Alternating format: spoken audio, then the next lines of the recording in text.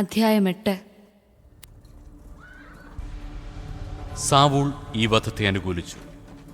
അന്ന് ജെറുസലേമിലെ സഭയ്ക്കെതിരായി വലിയ പീഡനം നടന്നു. അപ്പസ്തോലന്മാരൊഴികെ മറ്റെല്ലാവരും യൂദയായുടെയും സമരിയായുടെയും ഗ്രാമങ്ങളിലേക്ക് ചിതറിപ്പോയി. വിശ്വാസികൾ സ്തേഫാനോസിനെ സംസ്കരിച്ചു. അവനെ ചൊല്ലി അവർ വലിയ വിലാപം ആചരിച്ചു. എന്നാൽ സാവൂൾ സഭയെ നശിപ്പിക്കാൻ ശ്രമിച്ചുകൊണ്ടിരുന്നു. അവൻ വീടുതോറും കയറിയിറങ്ങി സ്ത്രീ പുരുഷന്മാരെ വലിച്ചിഴിച്ചു കൊണ്ടുവന്ന് തടവിലാക്കി. ചിതറിക്കപ്പെട്ടവർ വചനം പ്രസംഗിച്ചുകൊണ്ട് ചുറ്റി സഞ്ചരിച്ചു. പീലിപ്പോസ് സമരിയായിലെ ഒരു നഗരത്തിൽ ചെന്ന് അവിടെയുള്ളവരോട് ക്രിസ്തുവിനെപ്പറ്റി പ്രഘോഷിച്ചു. പീലിപ്പോസിന്റെ വാക്കുകൾ കേൾക്കുകയും അവൻ പ്രവർത്തിച്ച അടയാളങ്ങൾ കാണുകയും ചെയ്ത ജനക്കൂട്ടം അവൻ പറഞ്ഞ കാര്യങ്ങൾ ഏക മനസ്സോടെ ശ്രദ്ധിച്ചു. എന്തെന്നാൽ അശുദ്ധാത്മാക്കൾ തങ്ങൾ ആവേശിച്ചിരുന്നവരെ വിട്ട് ഉച്ചത്തിൽ നിലവിളിച്ചുകൊണ്ട് പുറത്തുപോയി. അനേകം തളർവാദ രോഗികളും മുടന്തന്മാരും സുഖം പ്രാപിച്ചു. അങ്ങനെ ആ നഗരത്തിൽ വലിയ സന്തോഷമുണ്ടായി. മാന്ത്രിക വിദ്യ നടത്തിക്കൊണ്ടിരുന്ന ശിമയോൻ എന്നൊരുവൻ ആ നഗരത്തിലുണ്ടായിരുന്നു. അവൻ വലിപ്പം ഭാവിച്ച് സമരിയാദേശത്തെ വിസ്മയിപ്പിച്ചു. ചെറിയവർ മുതൽ വലിയവർ വരെ എല്ലാവരും അവൻ പറയുന്നത് കേട്ടിരുന്നു. അവർ പറഞ്ഞു, മഹാശക്തി എന്ന് വിളിക്കപ്പെടുന്ന ദൈവശക്തി തന്നെയാണ് ഈ മനുഷ്യൻ. ദീർഘകാലമായി മാന്ത്രിക വിദ്യകൾ കൊണ്ട് അവരെ വിസ്മയിപ്പിച്ചിരുന്നതിനാലാണ് എല്ലാവരും അവനെ ശ്രദ്ധിച്ചു പോന്നത്. എന്നാൽ ദൈവരാജ്യത്തെക്കുറിച്ചും യേശുക്രിസ്തുവിന്റെ നാമത്തെക്കുറിച്ചും പീലിപ്പോസ് പ്രസംഗിച്ചപ്പോൾ സ്ത്രീ പുരുഷ ഭേദമന്യേ എല്ലാവരും വിശ്വസിച്ചു, ജ്ഞാനസ്നാനം സ്വീകരിച്ചു. ശിമയോൻ പോലും വിശ്വസിച്ചു. അവൻ ജ്ഞാനസ്നാനം സ്വീകരിച്ച് പീലിപ്പോസിന്റെ കൂടെ ചേർന്നു.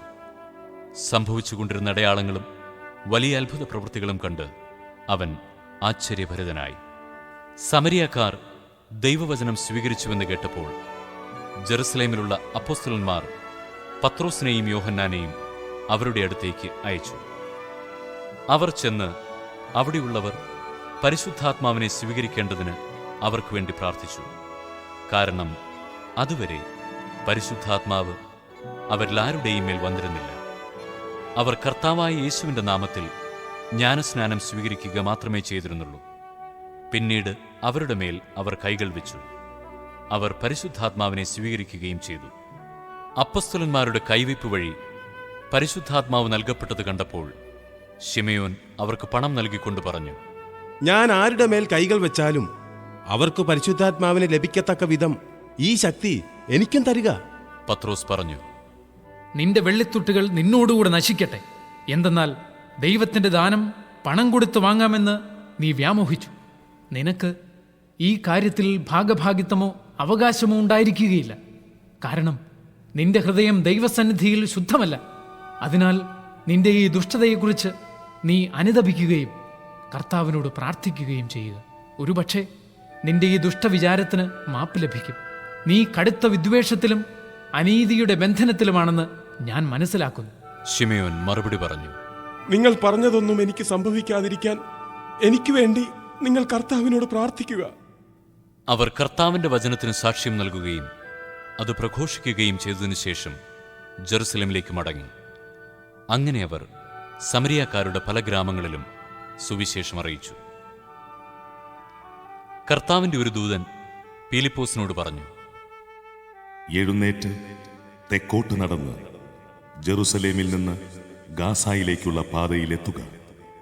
അത് ഒരു വിജനമായ പാതയായിരുന്നു. അവൻ എഴുന്നേറ്റ് യാത്ര തിരിച്ചു. അപ്പോൾ എത്യോപ്യക്കാരനായ ഒരു ഷണ്ടൻ, എത്യോപ്യ രാജ്ഞിയായ കൻദാക്കയുടെ ഭണ്ഡാര വിചാരിപ്പുകാരൻ, ജെറുസലേമിൽ ആരാധിക്കാൻ പോയിട്ട് തിരിച്ചു വരികയായിരുന്നു. രഥത്തിലിരുന്ന് അവൻ ഏശയ്യായുടെ പ്രവചനം വായിച്ചുകൊണ്ടിരുന്നു. ആത്മാവ് പീലിപ്പോസിനോട് പറഞ്ഞു, ആ രഥത്തെ സമീപിച്ച് അതിനോട് ചേർന്ന് നടക്കുക. പീലിപ്പോസ് അവന്റെ അടുക്കൽ ഓടിയെത്തി. അവൻ ഏശയ്യായുടെ പ്രവചനം വായിക്കുന്നത് കേട്ട് ചോദിച്ചു, വായിക്കുന്നത് നിനക്ക് മനസ്സിലാകുന്നുണ്ടോ? അവൻ പ്രതിവചിച്ചു, ആരെങ്കിലും വ്യാഖ്യാനിച്ചു തരാതെ എങ്ങനെയാണ് ഞാൻ മനസ്സിലാക്കുക? രഥത്തിൽ കയറി തന്നോടുകൂടി ഇരിക്കാൻ പീലിപ്പോസിനോട് അവൻ അപേക്ഷിച്ചു.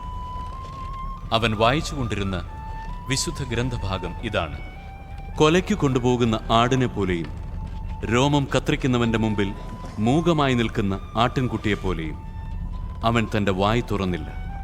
അവമാനിതനായ അവന് നീതി നിഷേധിക്കപ്പെട്ടു. അവന്റെ പിൻതലമുറയെപ്പറ്റി ആര് വിവരിക്കും? എന്തെന്നാൽ ഭൂമിയിൽ നിന്ന് അവന്റെ ജീവൻ അപഹരിക്കപ്പെട്ടു. ഷണ്ഡൻ പീലിപ്പോസിനോട് ചോദിച്ചു, ആരെക്കുറിച്ചാണ് പ്രവാചകൻ ഇത് പറയുന്നത്? തന്നെക്കുറിച്ച് തന്നെയോ അതോ മറ്റൊരാളെക്കുറിച്ചോ? അപ്പോൾ പീലിപ്പോസ് സംസാരിക്കാൻ തുടങ്ങി. ഷണ്ഡൻ വായിച്ച വിശുദ്ധ ഗ്രന്ഥഭാഗത്തു നിന്ന് ആരംഭിച്ച് അവനോട് യേശുവിൻ്റെ സുവിശേഷം പ്രസംഗിച്ചു. അവർ പോകുമ്പോൾ ഒരു ജലാശയത്തിങ്കിലെത്തി. അപ്പോൾ ഷണ്ഡൻ പറഞ്ഞു, ഇതാ വെള്ളം. എന്നെ ജ്ഞാനസ്നാനപ്പെടുത്തുന്നതിന് എന്തെങ്കിലും തടസ്സമുണ്ടോ?